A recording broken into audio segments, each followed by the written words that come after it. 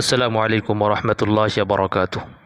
আল্লাহ পাক রব্বুল আলামিন মুহাজিরিনদেরকে যে সম্মান, যে নেতৃত্ব, যে শাসন ভার দিয়েছেন, সেই ওয়াদা তিনি এই আয়াতের মধ্যে করেছেন। আল্লাহ তাআলা বলছেন, ওয়াল্লাযীনা হাজারু ফিল্লাহি মিন বা'দি মা যুলিমু লানুবাউইআন্নাহুম ফিদ দুনিয়া হাসানাহ ওয়া লাআজরুল আখিরাতি আকবার লাউ কানু ইয়ালামুন। যারা আল্লাহ তাআলার জন্য আল্লাহর পথে হিজরত করে, জুলুমের শিকার হবার পর, জালিমের হাতে মজলুম হবার পর, নির্যাতনকারীর নির্যাতনের পর যারা স্বদেশ ত্যাগ করে, নিজ ভূমি ছেড়ে অন্যত্র আশ্রয় গ্রহণ করে ঈমান ধরে রাখার জন্য, আল্লাহ তাআলার জন্য তথা ঈমানকে ধরে রাখার জন্য, আল্লাহর উপরে বিশ্বাস যেন অটুট থাকে, সেই ব্যবস্থায় তারা নিজ ভূমি ত্যাগ করে, নিজের মাতৃভূমি ত্যাগ করে, মায়ের ভালোবাসার আদরের স্থান ত্যাগ করে যারা এমন একটা ভূমিতে গিয়ে আশ্রয় নেয় যেখানে গেলে ঈমান রক্ষা পাবে,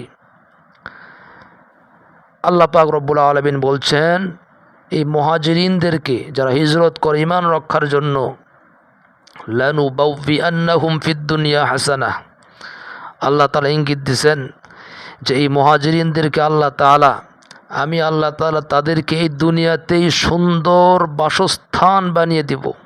আল্লাহ তাআলা বলছেন লানুবাউইআন্নাহুম ফিদ দুনিয়া হাসানাহ, দুনিয়ার মধ্যে তাদেরকে আমি সুন্দর থাকার ব্যবস্থা করে দেব। সুন্দর থাকার ব্যবস্থা অর্থাৎ আল্লাহ পাক রব্বুল আলামিন বলছেন যারা নির্যাতিত হয় তাদেরকে আল্লাহ পাক রব্বুল আলামিন যেই ভূমিতে নির্যাতিত হয়েছে সেই ভূমিতেই তাদেরকে আল্লাহ তাআলা কর্তৃত্ব, নেতৃত্ব, খেলাফত প্রতিষ্ঠার জন্য আল্লাহ তাআলা তাদেরকেই কাজে লাগান। আখিরাতের প্রতিদান ওটা আরও বড়। সেটা হচ্ছে আল্লাহ তাআলা জান্নাতু আদনি ইয়াদখুলুনাহা, আল্লাহ তাআলা তারা জান্নাতে আদনের মধ্যে ঢুকে যাবে, প্রবেশ করবে। আল্লাহ পাক রব্বুল আলামিন ওই সমস্ত মুহাজিরিনদের উল্লেখ করেছেন কেবল যারা আল্লাহ তাআলার সন্তুষ্টির জন্য স্বীয় মাতৃভূমি, আত্মীয় স্বজন, বন্ধু বান্ধবকে ত্যাগ করেছেন। তাদের মধ্যে হজরতে ওসমান ইবনে আফফান রাদিয়াল্লাহু তাআলা আনহু, তেনার স্ত্রী রাসূলুল্লাহ সাল্লাল্লাহু আলাইহি সাল্লামের কন্যা হজরতে রুকাইয়া রাদিয়াল্লাহু তাআলা আনহা এবং রাসূলুল্লাহ সাল্লাল্লাহু আলাইহি সাল্লামের চাচাতো ভাই হজরতে জাফর ইবনে আবু তালেব, আবু সালমা ইবনে আব্দুল আসওয়াদ, এই সকল পবিত্র আত্মাদের প্রায় ৮০ জন নর নারীর একটি দল হাবশায় হিজরত করেছিলেন। আল্লাহ তাআলা এই সকল মুহাজিরগণের জন্য দুনিয়া এবং আখিরাতে উত্তম বিনিময় দানের ওয়াদা করেছেন। আল্লাহ বলছেন লানুবাউইআন্নাহুম ফিদ দুনিয়া হাসানাহ, আমি অবশ্যই দুনিয়াতেই তাদেরকে উত্তম বাসস্থান দান করব। আল্লাহ তাআলা এই দুনিয়াতে তাদেরকে উত্তম রিজিকের ব্যবস্থা করে দিবেন। আর উত্তম রিজিক এটা পাওয়া যাবে যেই ভূমিতে কোনো নির্যাতন নাই, যেই ভূমিতে কোনো অত্যাচারী নাই, কোনো জালেম নেই, সেই ভূমিতে আল্লাহ পাক রব্বুল আলামিন বারাকা দিবেন, রহমত দিবেন। সেই ভূমিতে বরকত, রহমতের অর্থ হচ্ছে ফল ফলাদি ইত্যাদি প্রচুর পরিমাণে দিবেন। মুসলমানরা, মুহাজিররা সেখান থেকে সুন্দর করে তারা মনের আগ্রহে, আনন্দ চিত্তে তারা সেখান থেকে ভক্ষণ করবে, খাবে। কারণ মুহাজিরগণ যেমন তাদের বাসস্থান ত্যাগ করেছিলেন তেমনইভাবে তাদের ধন সম্পদও তারা ছেড়ে গিয়েছেন।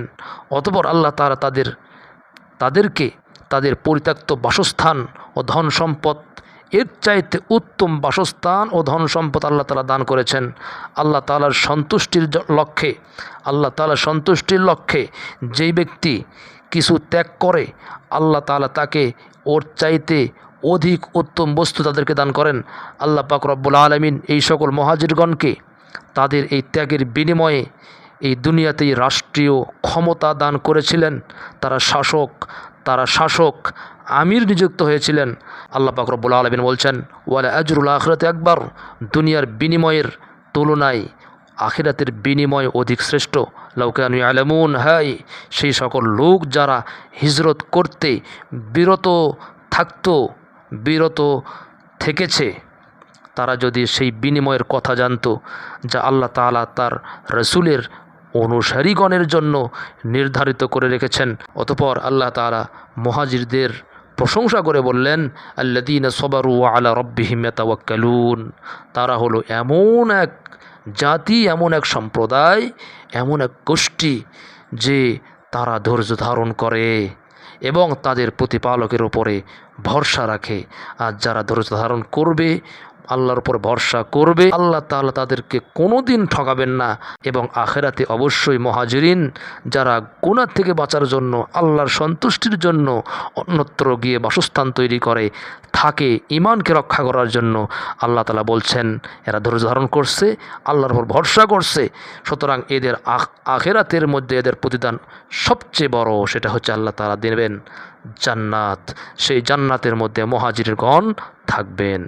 এটা মুসলমানদের জন্য একটা হেরে যাওয়া সুন্নাহ, রাসূল সাল্লাল্লাহু আলাইহি সাল্লামের সুন্নাহ, সাহাবীদের সুন্নাহ। এখন তো মানুষেরা হিজরত করে বাংলাদেশ থেকে আমেরিকায় চলে যায়, বাংলাদেশ থেকে সৌদি আরব, দুবাই, কাতার, লন্ডন, বিভিন্ন উন্নত রাষ্ট্রে তারা যায় সেখানে বিলাসী জীবনযাপন করার জন্য। ওই হিজরতের কথা বলা হয় না, ওটা তো হিজরত না, ওটা তো হচ্ছে মনের বাসনা পূরণ করা, মনের চাওয়া পূরণ করা। যদি আমি ওই দেশে যেতে পারতাম, এটা হলে আল্লাহ তাআলার কোনো দিন মনোনীত হওয়া যাবে না। আল্লাহ তাআলা মনোনীত হওয়ার জন্য শর্ত হচ্ছে ঈমান ধরে রাখার জন্যে, আল্লাহর সন্তুষ্টির জন্যে নিজ ভূমি ত্যাগ করা। অন্যথায় যদি ত্যাগ করতে না পারেন, মায়া যদি এরকমও লাগে, তাহলে আপনি কারো কথা কানে না দিয়া আপনি ইবাদতের মধ্যে মগ্ন থাকবেন। কেউ আপনাকে মেরে গেল, কেউ আপনাকে গালি দিল, সেটা দেখার বিষয় নয়। হক কথা বলতে পারলে বলতে পারবেন, বলতে পারলে বলে দেবেন, আর না পারলে আল্লাযীনা সাবারু, ধৈর্য ধারণ করবেন, আল্লাহর উপর ভরসা করবেন। আল্লাহ তাআলা একদিন সুদিন বয়ে আনবে আপনার জন্য। মুহাজিরিন আরেকটা অর্থ হচ্ছে গুনাহকে পরিত্যাগ করা, বর্জন করা। হাজারা ইয়াহজুর মানে হচ্ছে গুনাহ পরিত্যাগ করা। আপনি আগে অনেক গুনাহ করতেছিলেন, গুনার অভ্যস্ত হয়ে গেছে, সেই গুনাহ থেকে ফিরে আসাকেও, সেই গুনাহকে ত্যাগ করাকেও হিজরত বলা হয়। সবচেয়ে বড় হিজরত গুনাহকে ত্যাগ করা। সুতরাং আপনি গুনার মধ্যে যদি আগে লিপ্ত হয়ে থাকেন, সেই গুনাহ থেকে ফিরে আসেন, আল্লাহ পাক রব্বুল আলামিন হয়তো এই গুনাহ থেকে ফিরে আসার যে সওয়াব, এটাও হিজরতের মধ্যে শামিল করে দিবেন।